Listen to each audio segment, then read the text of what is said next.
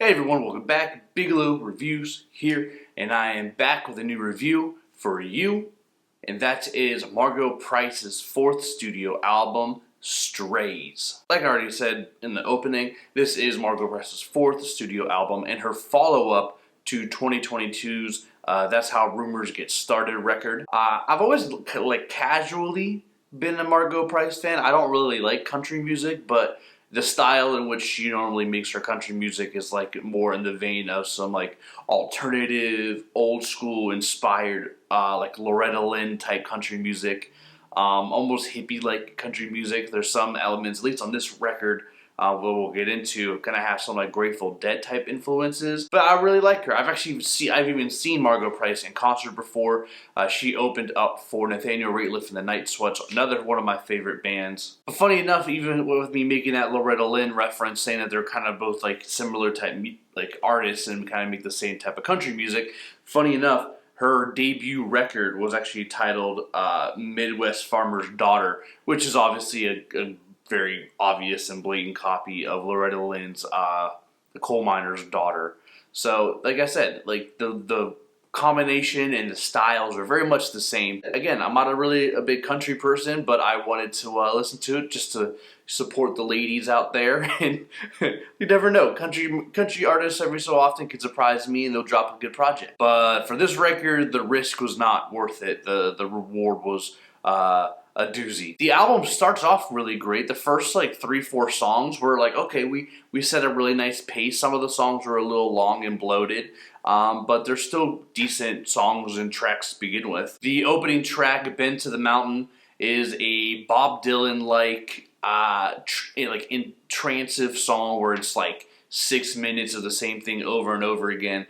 After a little bit with Margo Price's voice and how much she's really trying to carry this track, the song does get a little too repetitive and a little boring, where like you kind of want to check out. But other than that, it's a really great song. It's one of my favorite songs off the record. But like I said, if you're like really listening to it, it's very wordy and very much the same like 8 bars over and over again. But Margo is definitely working too hard to carry this song. The next track up, we have Light Me Up, which is a multi-phase song where it starts off with some acoustic and then kind of goes Grateful Dead type country, and then kind of goes full dad rock, and almost like Margo Price is doing her best like Eddie Vedder impression.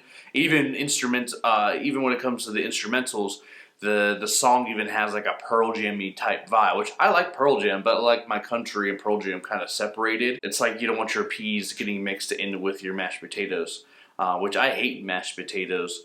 Please don't unsubscribe. I understand this is a very hot take. But mashed potatoes, not a fan. I love potatoes every other way but mashed. I like them French. I like them scalloped. I like them smothered in cheese and bacon, but not mashed. No thanks. Never have, never will. Yeah, what was I talking about?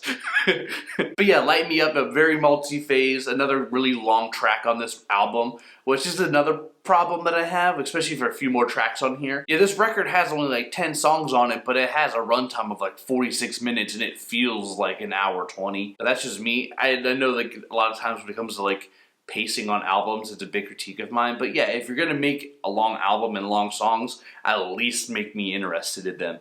Next track right after Light Me Up is a song called Radio, which I think is the best song on this project. It's very synth heavy, doesn't sound like a country song, but it has that type of influence, like I said, with the alternative country thing that she has going on with her. There's even a feature on this one too. Sharon Van Etten does a really good job kind of singing backup harmonies on the track. She sounds great. Her and Margo sound perfect.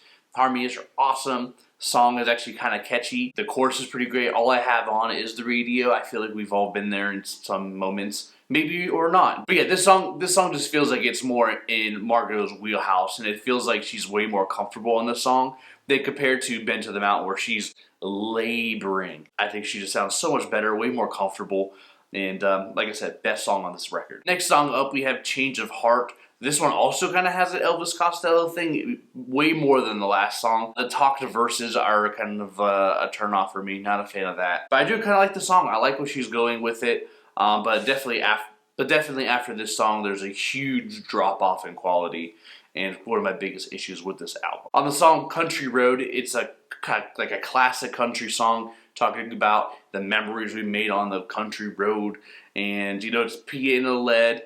It's alright. It's very Bruce Springsteen in the sense that it's very dramatic, and it just runs on for like 6 minutes of his rambling and doesn't really go anywhere, which is a trend for this album also. The song Time Machine is a heavy bass-led track. It's all about time traveling and again reminiscing and thinking about the past. A stereotypical cliche type country thing, always thinking backwards, never forward. And again, the song doesn't go anywhere. It's boring. Next song up we have Hell in the Heartland. Again, doesn't do anything. It kind of just exists in the world that we live in. And the song just repeats verse, chorus, and then it's over. Margo really doesn't sound like she's actually trying on this one either, compared to the other ones where it's like she doesn't have to do too much but it works, or she's doing too much and it doesn't work. And now this one she's doing nothing and it obviously doesn't work again. But yeah, this album is a mixed bag, man. I listened to this thing a few times, multiple times, and it's not good. It's not good at all. I give Margo Price's Strays a 22. It's a generous 22 at that. But like I said, I like Margo Price. I like a couple songs on here. She's fantastic live. But this record ain't doing it for me. Not at all. Not at all. But what did you think? Put your scores out in the comment section below. Make sure you like, subscribe, and share this video with all your besties. And I'll see you guys in the next one. Be out.